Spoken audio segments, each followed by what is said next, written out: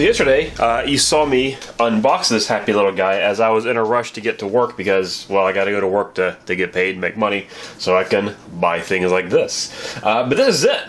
This is the Switch, and I thought today we could take a nice turn it back on so you don't see my face in my yellow shirt. So we take a nice little look at the system itself. So this is it all turned on, and here's a brief little tour of the system. So I'll actually turn it off for this purpose. So you got obviously the screen here, a nice little 720p display. It actually looks nice and crisp. On the side here, these are the little, on each side, the rails that the Joy-Con controllers slide into. On the top here, you have your power button. You have your volume rocker here. You have an outlet here, and so inside you can see some fins for a heatsink, and then there's a fan in there which expels air out of there. So whenever this is in docked mode, sometimes you can hear the fan cut on. It's not too loud, but you can hear it. Headphone jack. You have the, what's that, game card port, which goes in there, and there's your game, the only one that I have for it right now, which is Legend of Zelda, as you saw yesterday. And then on the bottom here, you have your USB Type-C port. You have two little guide rails, so whenever you're putting it into the dock, the two little prongs pop in here to kind of lock it in place, and you got that. You have the kickstand, and apparently this has turned into a big debate. Much has been made of the kickstand, but it comes out. You can hear it snap into position there, and then you have micro SD card goes right here, and then there's the stand. And, you know, that's pretty much the Switch body in a nutshell. The stand seems fine. It's been sitting here for, as you guys have now seen, what, 10 seconds and hasn't fallen over, so I'm cool with that. But let's take a look at the Joy-Cons and how they connect. So these are the Joy-Cons, or the controllers, and each one of them is pretty much a separate controller by itself for, you know, whatever game is going to support that. So if you look at them, you turn them this way, and they're pretty much exactly the same. You got a nice little joystick here, or whatever you want to call it, and then you got buttons right here, and then each one has its own little button on the corner there. But that way, you know, no matter which one you're playing the game on, it should feel pretty much the same either way. So you can hand this to your buddy, your spouse, your partner, your kid, your uncle, your dad, whoever, and they can play with you for games that support that. So the other way to play this is going to be with the Joy-Cons actually connected to the system itself, and we kind of looked at it yesterday, but I'll give you a nice good overview of it right now. I'm going to go ahead and close the cover there. So to put this on, you just literally slide it on the side here, and then it attaches with a very satisfying click. Well, there it is, and you heard this make a sound as well too. Put that on. There it is. Nice little satisfying click. And then you're pretty much ready to go. I'm not going to be purchasing anything. Back. There we go. Now there's yet another way to control the system as well, and that is by using the, what is it called? The grip controller? I can't remember exactly what it's called, but I'll show you that. So this is the Joy-Con grip, or honestly I don't remember what the official name for this thing is, but this is where the Joy-Cons slide into.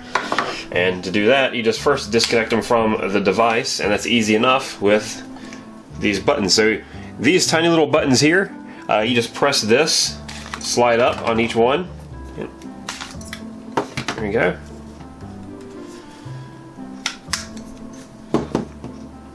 And then, just like on the Switch itself, these just pop in. The very satisfying click. And then you have yourself a nice little, somewhat classic controller. It works just fine. There's not really a whole lot of lag here. It holds it. It's comfortable to hold. The grips here are nice. Everything's kind of where it needs to be. It is a little bit awkward trying to reach the D-pad down here, but it's not a big deal. Another thing that you have on the controller as well is you have these little buttons here. So right here you have a home button, which is going to take you to home, or at least in this case it's going to pop it back to the first game that's showing up. And then you have this one, which, look at that, capture taken. So just like on the PlayStation 4, it has basically a share button, or on this one's just a screenshot button. But it's very, it's the word I'm looking for. It works very quickly. That's the word I'm going to use. It works very quickly and very efficient. The last thing that I'll show you hardware-wise is actually going to be the dock itself, and that looks like this. So here's the dock, and it is a big black plastic piece, says Nintendo Switch on the front. It's got a little light here, and that'll light up green whenever the system is on. You have 2 USB ports here, and then if you flip this down, you have where your AC adapter plugs in, which is just a USB Type-C connector. Another USB port on the inside. This is a USB 3 port because it's blue, and then HDMI out. And then you can just put your cables through here. Here, we'll pop this in. There you go. You put your cables through there, close this up, and then everything is nicely tucked away, and you're ready to go. And this cable doesn't reach long enough, so I'm gonna pop this back out to show you the next part. And then, once you have your cables going out the side of it, the idea is you just take your Switch, you carefully pop it in here, and then it'll automatically connect to your TV. And whatever you're playing on here will show up on your TV, and then you can use your little Joy-Cons here to play the game. And then if you're ready to take the system on the road, you just take your Joy-Cons, pop them in, they click down, boom, you're ready to go. Then if you get back home, you take it, you slide it back down nice and gently. Make sure it's in all the way, yep. You remove this, and boom, it's back on your TV. But I bet you're saying, I want to see that in action. Well, you're in luck. We're going to see that in action right now. Well, this is a very old television. It is just a 720p system, which is going to work out great for the Switch because that's a 720p system. Yeah, this thing is, what is it, 2017? So this thing is 11, 12 years old at this point, but it works, and it's going to work out great for this test. So here's what we're going to do. I'm going to hold this up to the camera. We are going to, damn it. These stupid Nintendo buttons, man. Confirm and cancel are completely switched from the PlayStation and Xbox, and it gets me every time. Alright, so let's try this again. You're going to start Zelda, insert the game. I took the game card out. Alright, third time has got to be a charm. We are going to start Zelda. There it is. So there is Zelda firing up. Hello, camera. Look at you. Yay. So Zelda's firing up. Any second now, Zelda's gonna fire up. There you go. You can kind of see it. Nintendo presents The Legend of Zelda. I'm just trying to get some nice graphics on the screen here so we can really show it. Because the TV, it's waiting for an HDMI signal. There you go. Breath of the Wild. Yeah, there's some stuff going on the screen. So we're playing it. This is on, right? So now I get home. You know, I've been on the road going, look at me, I'm playing my Switch, I'm having such a good time, but now I want to play it at home. Well, all you do is you stick it in the dock, and it should pop up on the screen. Let's give that a try. I'm going to go around the camera. There we go. And now, if I pop it here,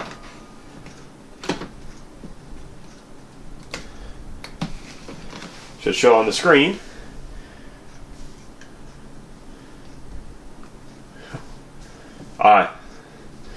So there's a lesson.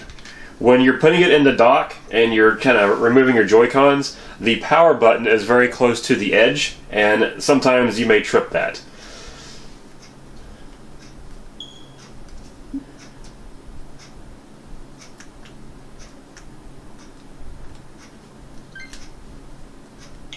Okay, so that's what happens when it messes up. So let's try this now. It's playing. We're going to pop this here. Boom, look at that. Instantly onto the Switch. And then, let's pop it back here. Without hitting the power button accidentally. And we're back on the TV. How cool is that? That is awesome. So now, if I have this set up downstairs, which is really where it's going to be, and I'm playing Zelda and I'm having a good time hitting things with a stick, and my wife wants to come down there and watch some TV, not a big deal. Just insert the grips, or the Joy-Cons, pull this out, and there I am, still playing. So, final thing to kind of show you about the system is that the bottom USB-C port can actually, you can charge this. We don't need the included adapter. You can charge it with whatever. So this God, I cannot talk.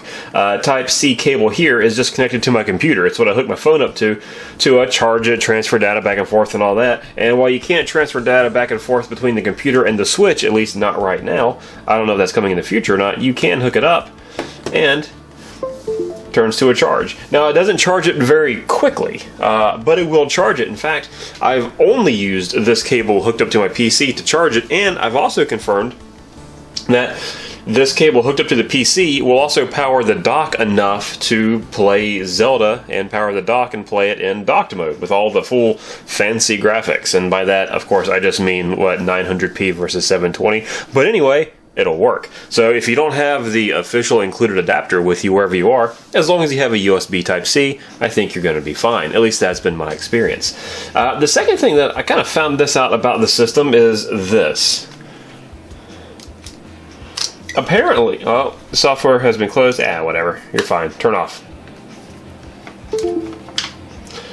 One thing that I found out is apparently Nintendo put some sort of foul-tasting coating on these things to prevent children and animals and such from eating it.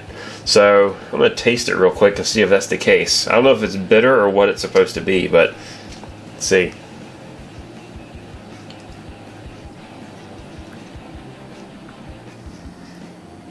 Oh, that's bitter. I'm not sure if that's really gonna... Oh, okay, it keeps going. Okay. I was about to say, I'm not sure if that would really stop an animal from eating it, but that might. It starts off a little mild, and then it gets real strong, real bitter. So, good on you, Nintendo. Whew, alright. Hold on.